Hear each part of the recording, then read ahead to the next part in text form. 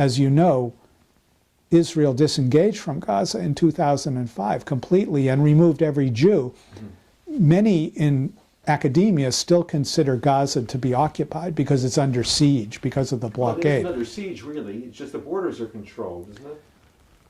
Well, it's under siege in the sense that, yes, the borders are controlled, but they call it the world's largest outdoor prison.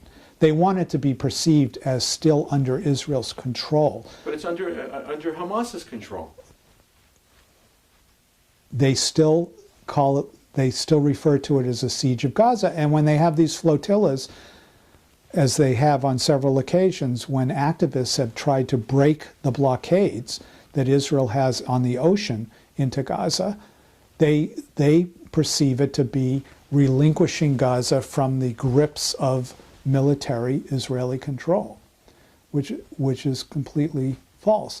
The whole idea of the occupation is in some ways a misconception in that what is Israel occupying? They're not occupying a country. There was no sovereign nation ever in the West Bank or Gaza when they were occupying that. They have every right to that because they won it in a defensive war. And that land was part of the mandate for Palestine, which was supposedly destined to be given to the Jews as their Jewish homeland.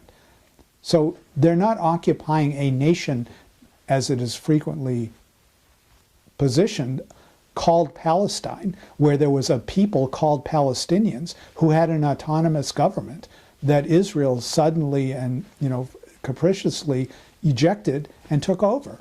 There is no occupation. But many people believe that all of Israel proper is occupied Arab land. Your association is called Scholars for Peace in the Middle East. Yes.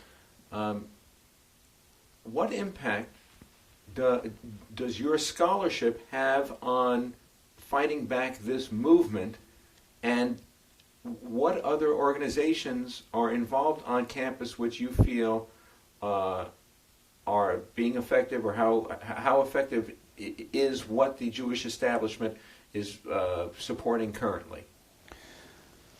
We deal at Scholars for Peace in the Middle East exclusively with faculty.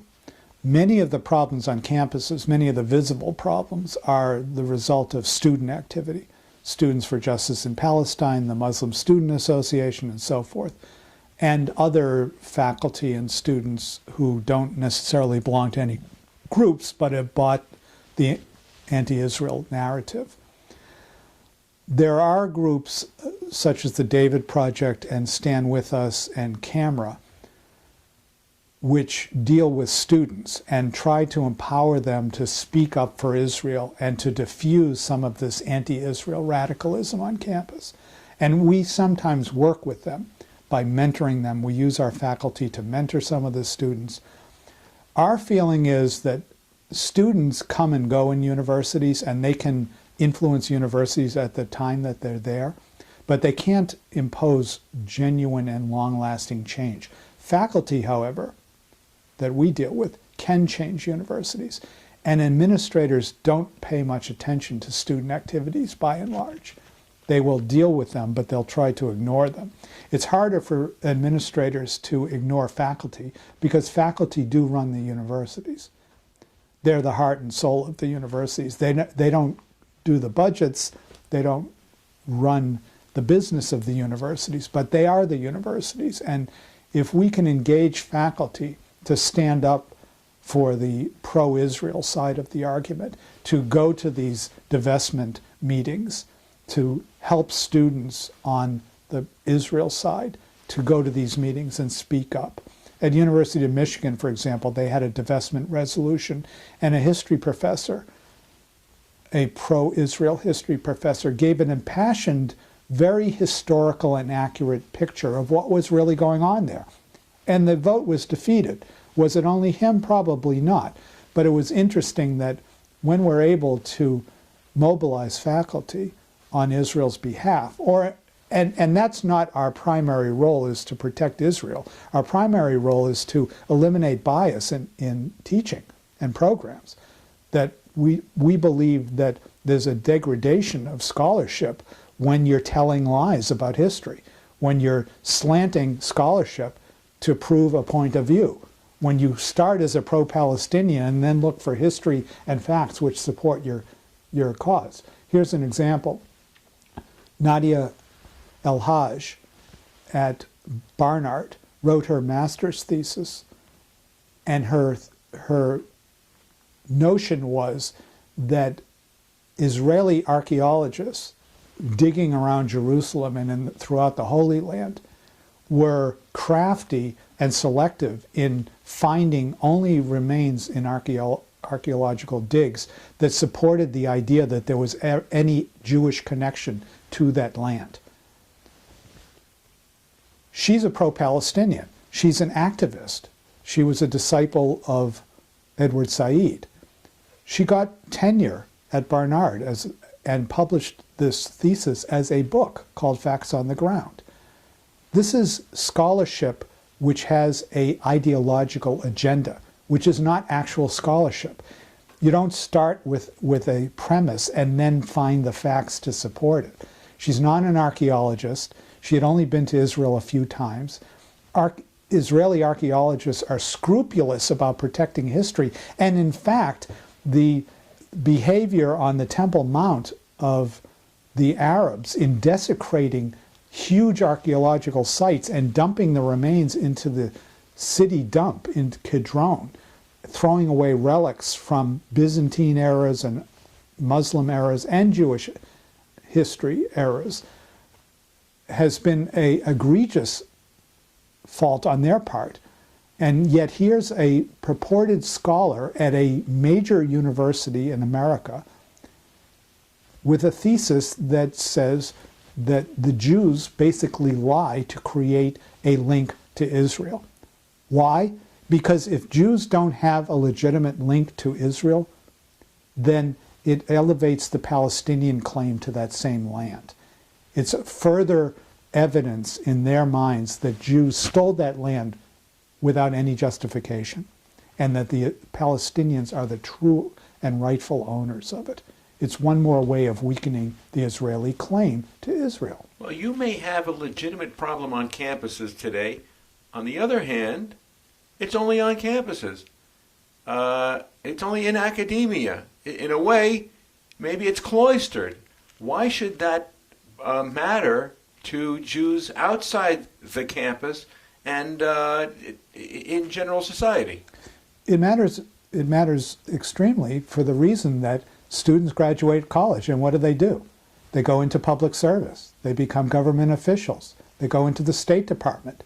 They become citizens. They become teachers. They become parents. And if their view of Israel is skewed in a way that they think that Israel is the main source of agitation on the planet, when they believe that Israel's existence has caused all the pathologies in the Middle East, when they believe that Israel's truculence and reluctance to commit suicide and go away causes terrorism, where Israel is blamed for terrorism in Paris, that's a problem that affects all of us as citizens and as parents. And that's the reason why our beloved president, Barack Obama, was a chum of Rashid Khalidi at Columbia, who is a pro-Palestinian activist who obviously shared his view of victimhood of the Palestinians with our president. And our president now has those same beliefs. It's very obvious in the way that he's treated Israel and Netanyahu, and through his State Department continues to treat Israel as being complicit in, and probably in his mind, the cause of all the problems there.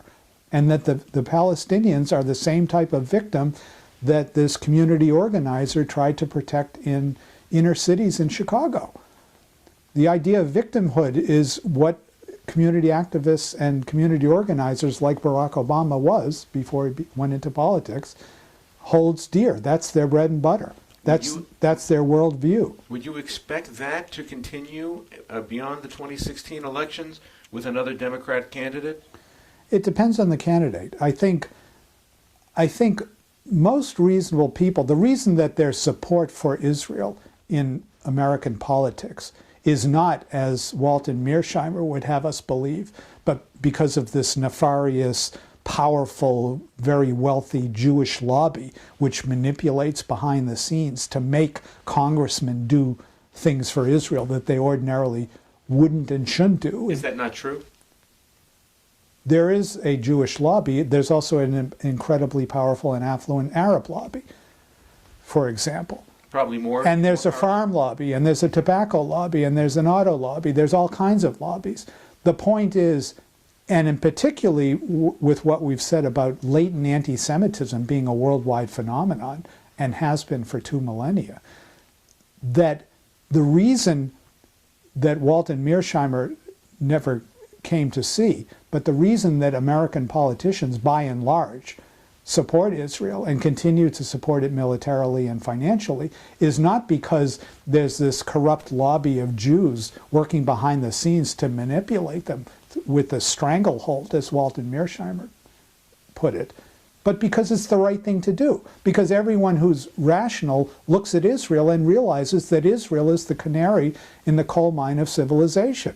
That what happens to Israel in the Middle East in the face of the onslaught of Islamic terror that has now come into Europe, in France, this is our first taste of it close to home, as was 9/11, Israel has been suffering that for all of its existence and lives with it every day, with 12,000 missiles having come out of Gaza over the past 7 years.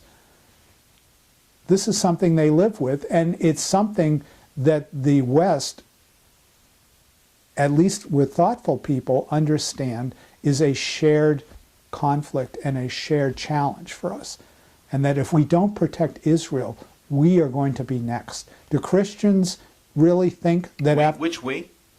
The West and Christian and Western society, do Christians really believe that after the Jews are all murdered by Islam, that the Christians won't be next? When thousands of Christians are being slaughtered in Darfur and Sudan now, and in Nigeria by Islamists who aren't talking about Jews or Palestinians, and they just have a problem with Christians and churches? No. And right-thinking and morally upstanding people aren't afraid of taking a stand and defending Israel, because they know it's not just about protecting Israel and its own 6 million Jews. It's about standing up for the values of the West and Western civilization against the onslaught of barbarism and darkness.